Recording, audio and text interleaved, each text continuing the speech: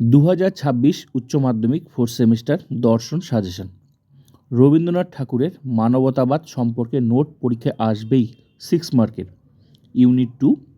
তো আমি দেখিয়ে দিচ্ছি কি কি নোট হতে পারে, তার উত্তর কি হবে তোমরা দেখে নাও।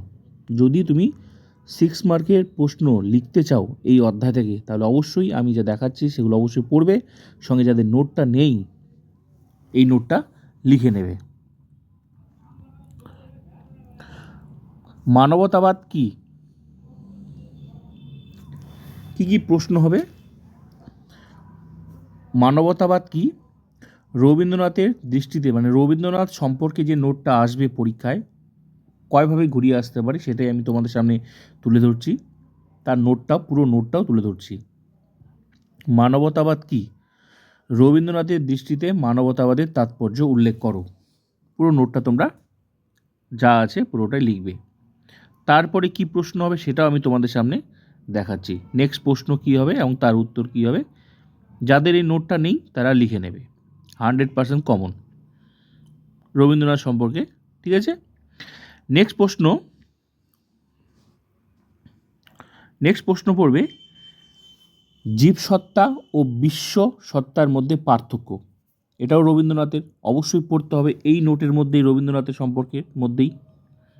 এটা অবশ্যই তোমরা পড়ে নেবে, এর পার্থক্যটা আমি শেয়ার করছি, ভীষণ গুরুত্বপূর্ণ। এখান থেকে পড়ে তারপর পার্থক্যটা তোমরা সুন্দর করে দেওয়া আছে, পুরো পার্থক্যটা তোমরা খাতায় লিখে নেবে যাদের নেই। আর যাদের আছে তাদের কোনো ব্যাপার না, একটা মুখস্থ করলেই হলো। এখান থেকে পার্থক্য কমপ্লিট। এবার নেক্সট প্রশ্ন কি হবে এই রবীন্দ্রনাথের?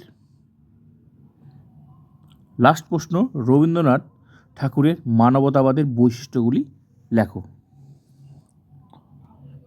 এটা তোমরা পুরো নোটটা লিখে নেবে।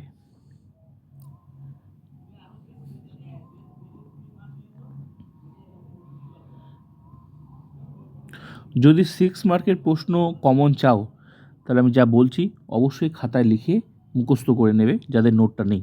আর যদি নোট থাকে তাহলে ঠিক আছে, কোনো ব্যাপার না, নোট মুখস্থ করলেই হলো, যে কোনো একটা নোট। আর 4th সেমিস্টার ফিলোসফির ফুল টিউশন প্রোফাইলটা ভিজিট করো, প্লেলিস্টে যাও, পেয়ে যাবে। অবশ্যই বন্ধুদেরকে শেয়ার করবে যাদের ফুল ক্লাস দরকার আছে। লজিক থেকে শুরু করে পুরো ক্লাস A to Z পেয়ে যাবে। তো পুরো নোটটা শেয়ার করে দিলাম।